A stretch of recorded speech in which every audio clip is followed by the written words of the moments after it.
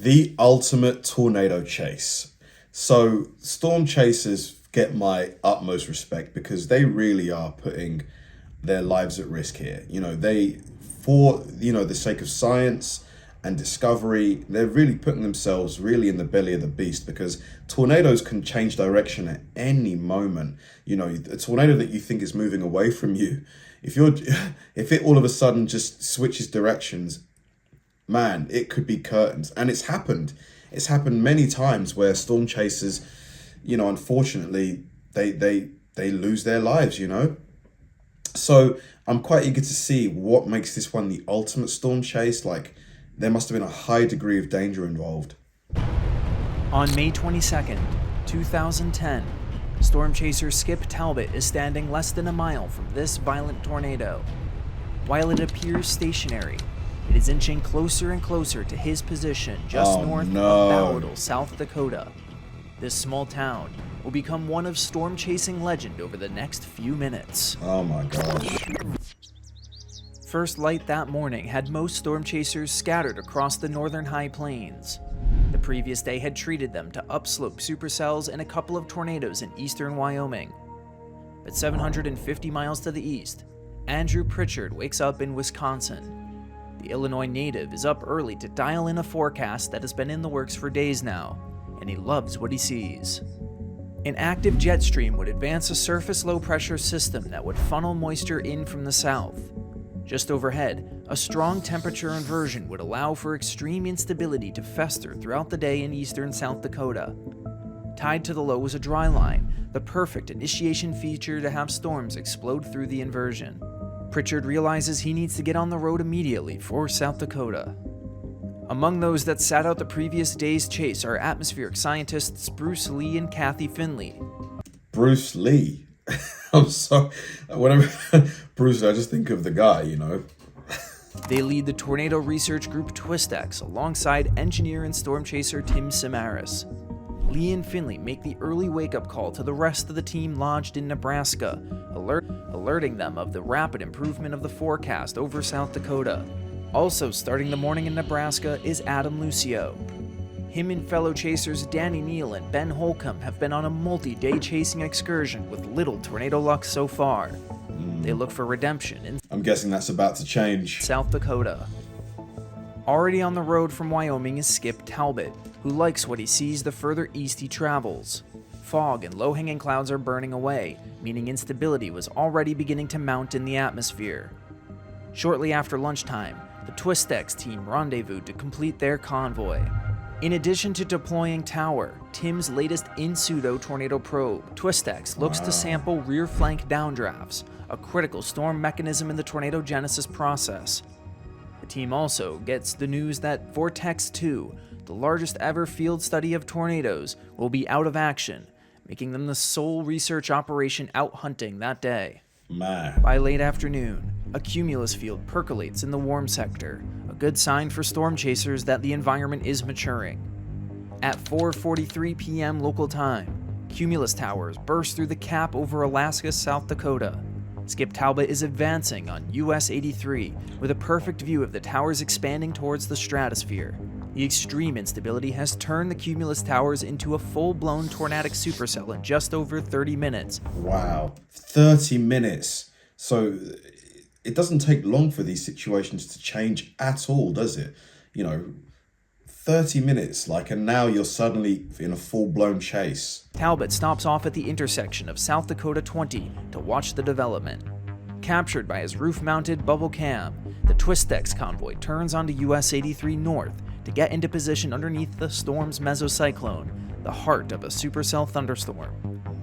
Comprising the convoy is Tim's probe deployment truck and 3 sedans armed with mezzanets, an array of scientific weather instrumentation. Further north, already in position to watch the development of the storm, is Andrew Pritchard.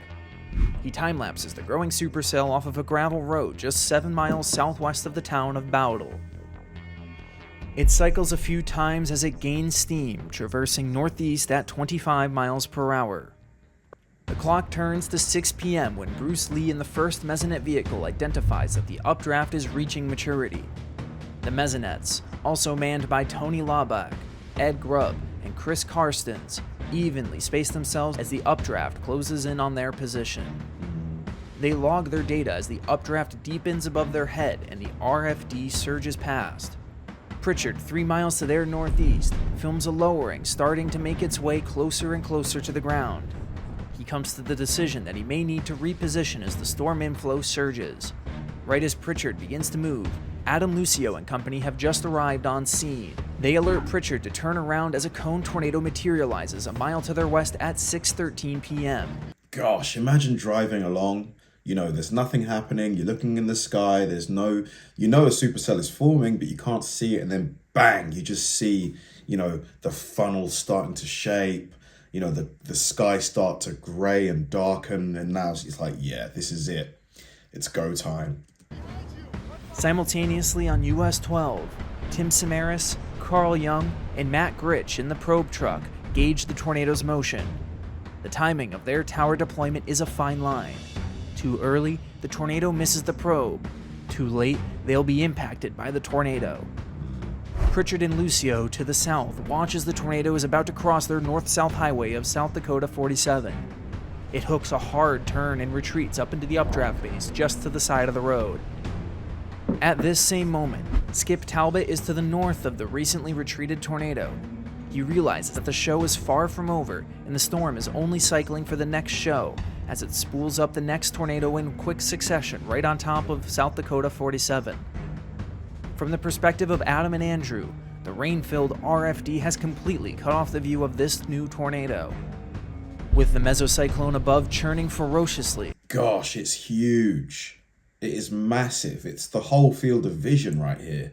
The chasers knew that a beast was on the other side of that curtain of rain. My gosh. Carl Young, who is driving the Twist-X truck, pulls over onto the shoulder of US 12. Tim signals that they need to deploy tower now, a process the team have drilled like a NASCAR pit crew. Skip Talbot's van blisters eastward simultaneously as screaming inflow winds trip the shock sensor on his camera. Back to the south, Lucio and Pritchard discover that this new tornado has brought power poles down across South Dakota 47. They have no choice but to find an alternate route. Lucio's group backtracks slightly and gamble on the easterly gravel roads.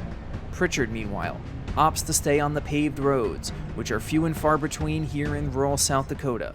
He has no choice but to leave the storm temporarily. The Twist-X mesonettes have rejoined US 12 and are safely west of the strengthening tornado.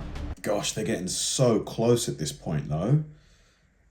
I mean, even for an experienced storm chaser, you've got to be like, your heart's definitely going at this point, isn't it? In the distance ahead of them, Tower stands defiantly as orange tracer smoke is whipped into the winds.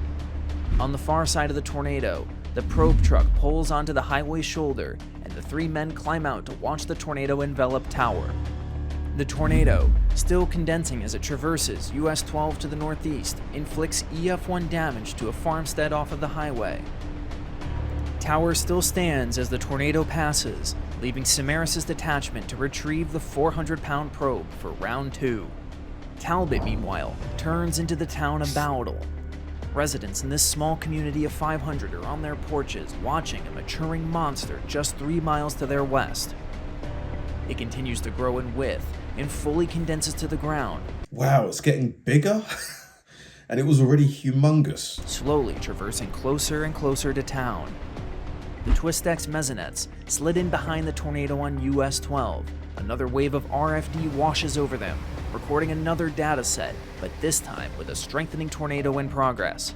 Skip stops off at the intersection of South Dakota 47 and 132nd Street, where he can take in the spectacle of the Wedge tornado.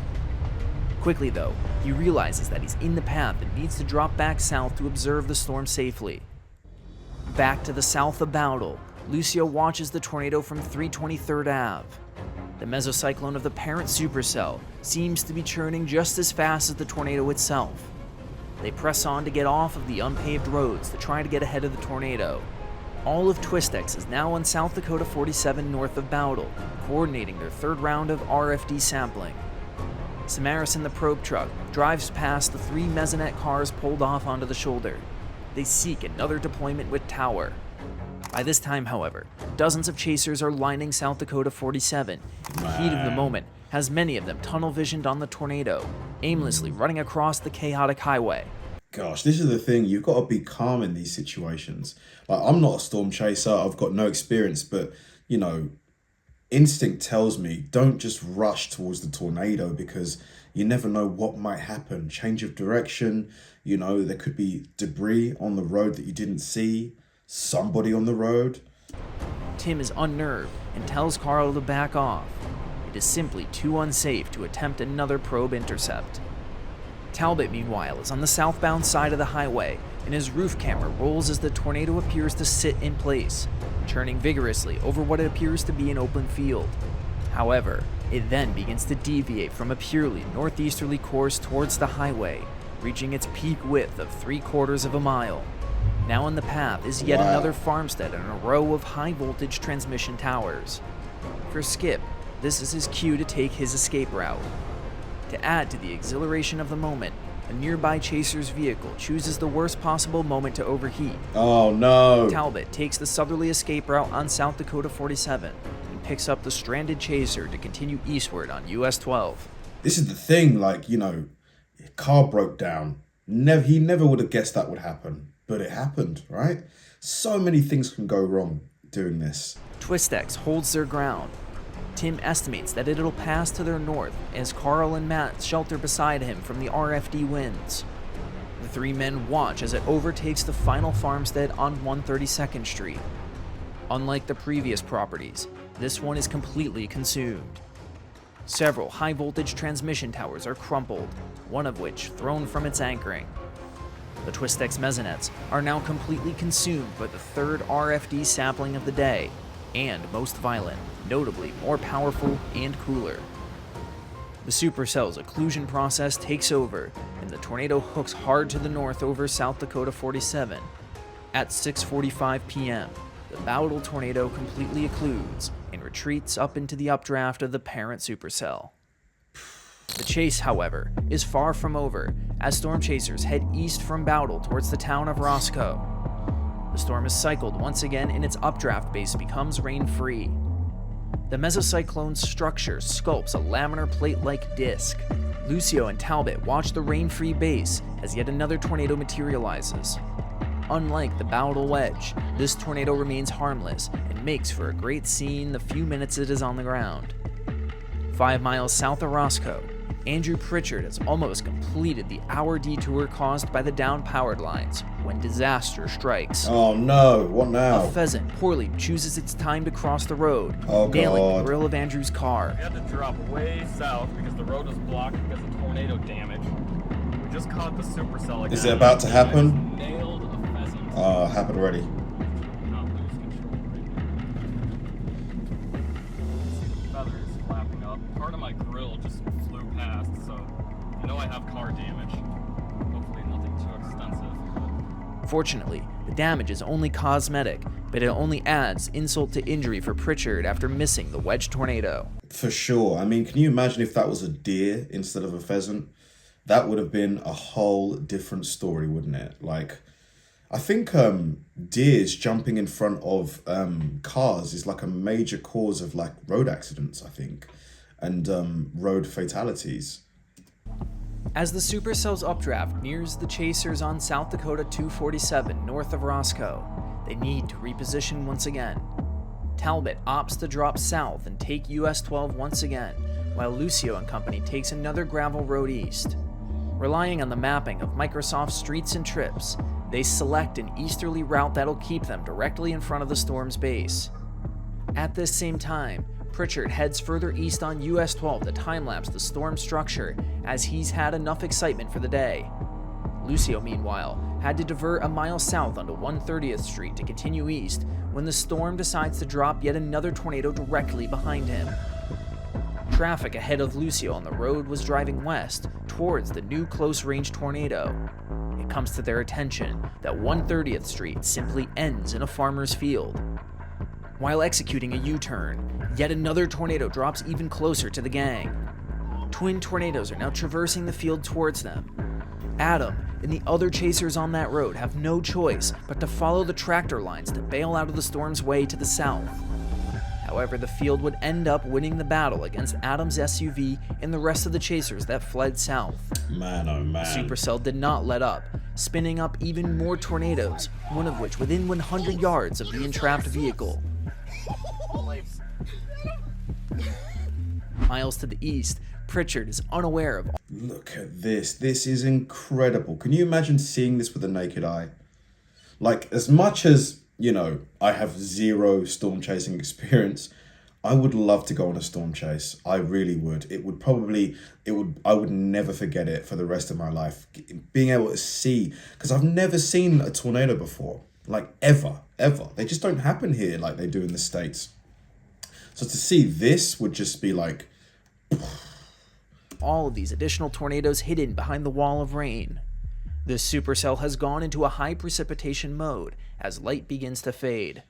The precipitation finally begins to give way for Adam Lucio and the rest of the stranded chasers in the field. The rain has only further ensured that they'd be trapped there for some time. Adam and company hoofed their gear back up to where the road had ended. Waiting there was a truck with one rather upset farmer. They would eventually be brought to a gas station in the next town, where the sheriff would be there waiting for them. He threatened the chasers with warrants if they didn't pay the farmer for damages caused to the field. Adam would return to the field that following afternoon to have his vehicle pulled out by a tractor at a pretty penny of $400 per person. Twistex would return to the site of the volatile tornado the following day. They came across the farmstead that sustained a direct hit, where amongst a grove of debarked trees is a smashed Highlander over 100 yards from the driveway of the property. The white exterior reminds Lee and Finley of their fleet of white Chevy Cobalts used for their maisonettes. Carl Young says that the car was likely a missile at some point yesterday, only to have Tim state that it's a great example of why you're not safe from a tornado in a car. Wow. While the damage around the farmstead would earn this tornado an EF4 rating, there were fortunately no injuries or fatalities associated with this or any of the tornadoes from this monster supercell. Thank goodness. The events of May 22nd, 2010 would prove to be huge for Twistex. The deployment of Tower would mark the first ever deployment of instrumentation that measured multiple heights of near-surface winds in a tornado. Unfortunately, in the rush to get it out into the field for that season, Tim was unable to install dynamic pressure reduction ports to measure absolute pressure, making it difficult to draw thermodynamic conclusions from the dataset. But still, you know, the fact that they were able to use it in an active tornado situation is massive progress. However, Lee and Finley's RFD datasets were among the first of their kind. The capturing of the evolution of this critical storm feature from birth to death of a significant tornado would be the source for multiple research papers for the team. Brilliant. Ultimately, Twistex had capitalized on the storm of the year while Vortex 2 was out of action, proving the effectiveness of their small, versatile team. 15 years later, Battle remains one of the premier days in storm chasing history, with its monumental moments and legends still being shared today. Brilliant. Brilliant video. I mean, can you imagine the thrill just being involved in that storm chase, or any chase, but that one in particular, because it's the first time they deployed, you know, that piece of equipment. They wanted everything to go right, all of the planning, and then seeing the tornado grow in size like that. Just the adrenaline must have been through the roof. So exciting. I would love to be involved in the storm chase. I don't know how I could make that happen, but I would love to. Thanks for watching, guys, and I'll see you in the next one.